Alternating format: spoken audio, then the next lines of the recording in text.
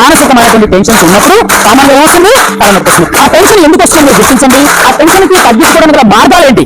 ఓకేనా? For example ఈ రోజు క్లాస్ లో మీరు ఏదైనా చెప్పాలనుకున్నారు, సో మీ టైం రాబోతుంది. సో కాబట్టి ఏం చేస్తాం? కామన్ గా తెలియప్పుడు ఏం చేస్తాం? టెన్షన్ పడుతుంది. సో అప్పుడు ఏం చేయాలి? దానికంటే ముందు ఎలా చెప్పాలి, దాని యొక్క స్టెప్ బై స్టెప్ పాయింట్స్ ఏంటి, సో మన సీనియర్ ఉన్నటువంటి సార్లు కానీ లేదా మిత్రులు కానీ తెలుసుకొని ఆ పాయింట్లను రాసుకొని చెప్పాలనేటువంటి ఆలోచన మనకి రావాలి. వచ్చినప్పుడు ఏమవుతుంది? టెన్షన్ తగ్గుతుంది. అడగకపోతే టెన్షన్ అయిపోతుంది, అడిగితే టెన్షన్ ఫ్రెండ్ ఏం లేదు బయట చెప్తూ ఉంటాడు, ఆటోమేటిక్ ఏం చేస్తాను మంచిగా చెప్తాను. సో ఆటోమేటిక్ మన టెన్షన్ అనేది తగ్గుతూ ఉంటుంది. సో కాబట్టి రెండోది ఇంకోటి హెడేక్ ఎక్కువగా రావడానికి కారణాల్లో మనుషులు అసలు పాజిటివ్నెస్ లేకపోవడం. ఏం లేకపోవడం? ఎప్పుడు నెగిటివ్ సైడ్ ఆఫ్ థింకింగ్.